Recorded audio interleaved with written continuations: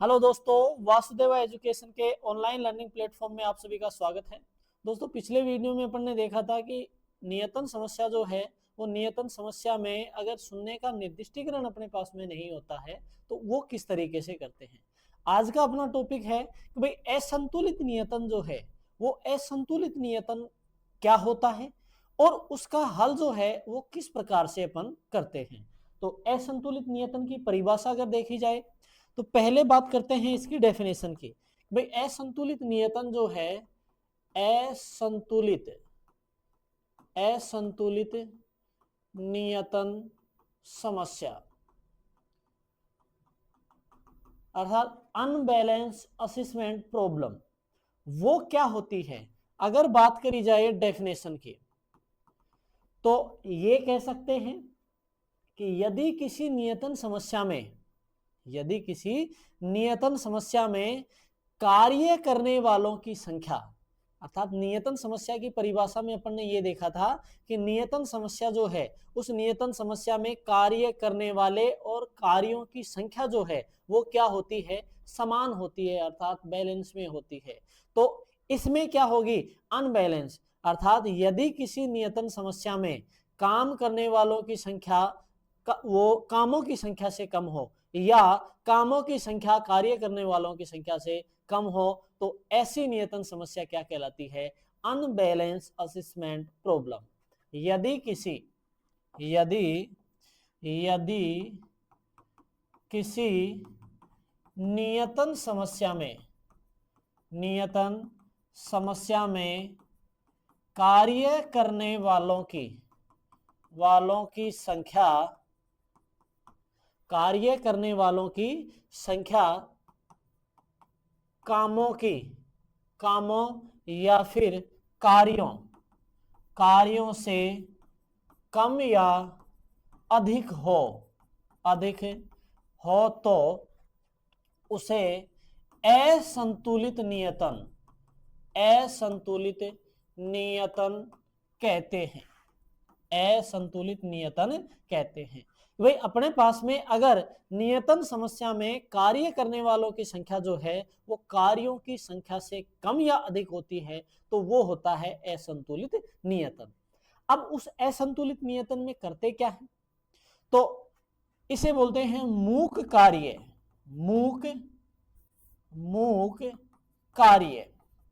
कि dummy work जो है वो डमी वर्क क्या होता है। एक डेफिनेशन और है मूक कार्य, डमी वर्क क्या होता है। तो डमी वर्क का मतलब हो गया कि अगर अपने पास में कार्यों की संख्या काम करने वालों की संख्या से कम हो तो एक एक्स्ट्रा कार्य लिया जाता है, उस एक्स्ट्रा कार्य को बोला जाता है मूक कार्य। यदि नियतन में कार्यों की संख्या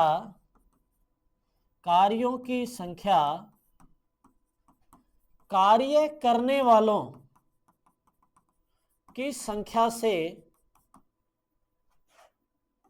एक कम हो, एक या एक से अधिक कम हो तो एक अतिरिक्त कार्य लिया जाता है उसे मूक कार्य, डमी वर्क कहते हैं। कि भाई नियतन समस्या में अगर कार्य करने वालों की संख्या जो है कार्यों की संख्या अगर कार्य करने वालों की संख्या से अपने पास में एक ज्यादा हो या कम हो तो अपने पास में एक अतिरिक्त वर्क लिया जाता है, अतिरिक्त कार्य लिया जाता है। या फिर अपने पास में उल्टा कर दे इसका कि अगर अपने पास में कार्यों की संख्या कार्य करने वालों की संख्या से अधिक हो तो अपने पास में कार्य करने वालों की संख्या कम होगी तो एक मूक व्यक्ति, एक डमी मैन अपन ले लेंगे। तो इस तरीके से अपन लेकर के और इनको हल करते हैं। तो असंतुलित नियतन क्या होता है कि अगर नियतन समस्या में काम करने वालों की संख्या से अधिक या कम हो तो ऐसा नियतन जो है वो अपने पास में असंतुलित नियतन कहलाता है। अब इसमें आप करते किस तरीके से हल है, भाई अगर एक व्यक्ति की संख्या कम है तो एक डमी व्यक्ति बिठा दिया जाता है उसके जगह, या फिर अगर अपने पास में एक मशीन की संख्या कम है तो एक डमी मशीन बिठा दी जाती है और उनको काम दे दिया जाता है। तो एग्जाम्पल की सहायता से देखते हैं कि किस प्रकार से इसको हल किया जा सकता है। तो अपने पास में एग्जाम्पल है कि 4 मशीनों को 5 निर्दिष्ट कार्य करने हैं। भाई मशीनें अपने पास में 4 हैं और कार्य जो है वो अपने पास में 5 हैं, जिनकी लागत मैट्रिक्स अपने पास में ये है। तो लागत मैट्रिक्स अपने पास में ये दे रखी है। इसमें अपने पास में सबसे मेन बात तो ये है कि कार्यों की संख्या जो है वो कार्यों की संख्या अपने पास में अधिक है मशीनों की संख्या से, काम करने वालों की संख्या से। तो इसके लिए अपने को करना क्या पड़ेगा, इसके लिए अपन इसमें ये करेंगे कि एक डमी मशीन जो है वो अपन बिठा देंगे। और डमी मशीन अपन ने ली, डमी मशीन अपन इसी में ले लेते हैं। एक डमी मशीन अपन बिठा देंगे जिसको बोल देंगे D1। ये D1 मशीन जो है वो डमी है और इसके जो गुणांक हैं वो इसके गुणांक अपन सभी में क्या ले लेंगे, 0 0 0 0 0 0। अर्थात अगर अपने पास में मशीनों की संख्या जो है वो कार्य करने वालों की संख्या से कम है तो एक डमी मशीन ले लेंगे जिसके लागत मैट्रिक्स में गुणांक क्या हो जाएंगे, 0 0।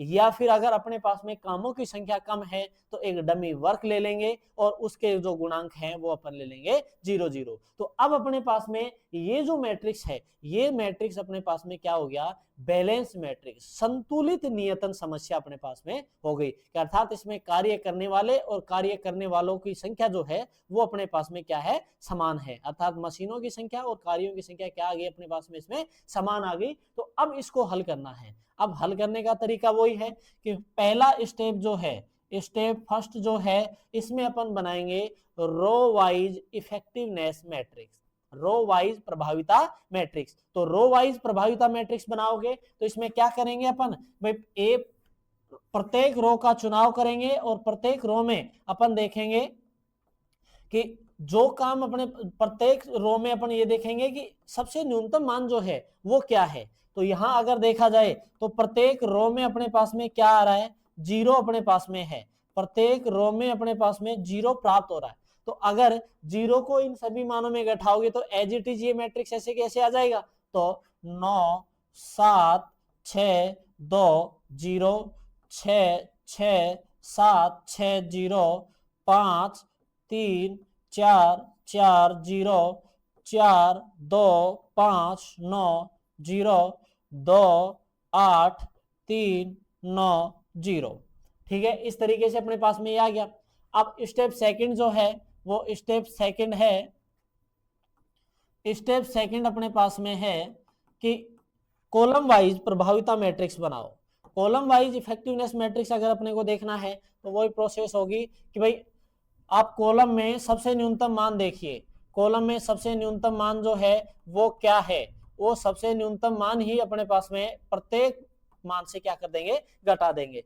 तो पहले कॉलम में अगर देखा जाए तो सबसे न्यूनतम मान क्या है, 2 है, तो घटा दो शेष में से 7 4 3 2 0। दूसरे में अपने पास में वही 2 है तो 5 4 1 0 6। तीसरे में अपने पास में 4 है, सॉरी 3 है, तीसरे में अपने पास में 3 है तो 3 4 1 2 0। चौथे में अपने पास में जो है वो चौथे में अपने पास में सबसे छोटा मान कितना है, 2, तो 2 सॉरी 0 0 4 2 7 7 और लास्ट रो जो है कॉलम जो है वो अपने पास में 0 0 है। अब वही प्रोसेस स्टेप थर्ड जो है, स्टेप थर्ड में अपन शून्य निर्दिष्टीकरण, 0 का फैक्टराइजेशन करेंगे कि भाई 0 का चुनाव जो है वो किस तरीके से करें। अब 0 का चुनाव अगर अपने को करना है तो यहां से प्रत्येक रो और प्रत्येक कॉलम से अपने को एक एक 0 का क्या करना है, चुनाव करना है। प्रत्येक रो और प्रत्येक कॉलम से एक एक 0 का अपन क्या करेंगे, चुनाव, और उस मान में लिख देंगे कि भाई जिसके संगत 0 आ रहा है वो बोल देंगे कि भाई इसको ये वर्ग दिया जाएगा, इसको ये वर्ग। तो यहां से देखें कि भाई 7 5 3 0 0 4 4 4 0 0 2 0 2 7 0 2 0 सॉरी ये रो भूल गए, 3 1 1 2 0 2 0 2 7 0 0 6 0 7 0, ये मान अपने पास में है।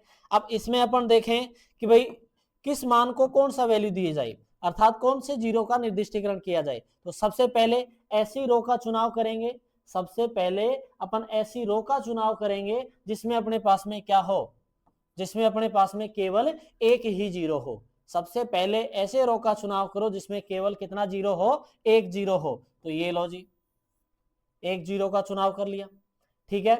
फिर अपन नीचे भी देखें, अर्थात दोनों रो अपने पास में ऐसी थी जहां जीरो का चुनाव, भाई इसमें अगर इस जीरो का चुनाव कर लिया तो कॉलम में भी कोई जीरो नहीं होना चाहिए और रो में भी नहीं होना चाहिए। अगर देखते हैं अर्थात ये इस जीरो का चुनाव कर लिया तो ये जीरो भी हट गया, ये भी और ये भी, ठीक है। अब आगे चले, इसमें भी एक जीरो हो गया तो इसके संगत कॉलम और मैट्रिक्स में जो लाइन है इसमें भी कोई जीरो नहीं होना चाहिए। आगे अपन देखें, इसमें अपने पास में एक जीरो हो गया तो संगत कॉलम में कोई जीरो नहीं होना चाहिए। फिर यहां अगर देखें तो अपन इस जीरो का चुनाव करते हैं तो इसके संगत कॉलम में और मैट्रिक्स ये जो रो है इसमें भी कोई जीरो नहीं होना चाहिए। अब ये देखो कि भाई ऐसी कौन सी रो है जिसमें अपने पास में जीरो नहीं लिया है, तो तीसरी रो है, इसमें जीरो का चुनाव नहीं हुआ है। तो इसके लिए क्या प्रोसेस अपनाएंगे, वही सो प्रोसेस है कि भाई इसमें एक प्लेटफॉर्म बनाएंगे, ऐसी रो का चुनाव करेंगे जिसमें सबसे ज्यादा जीरो बन जाए, ठीक है। कैसे अपन फिर से ये प्रोसेस को दोहराएंगे। तो यहां देखते हैं कि 0 0 0, क्योंकि शून्य का निर्दिष्टीकरण नहीं हुआ। नेक्स्ट स्टेप जो बनेगी स्टेप फोर्थ देखते हैं। उस स्टेप फोर्थ में अपने पास में जो मान आएगा यहां से देखते हैं कि भाई चुनाव करें तो सबसे पहले सब ऐसी रो का चुनाव करो जिसमें सबसे ज्यादा जीरो हो।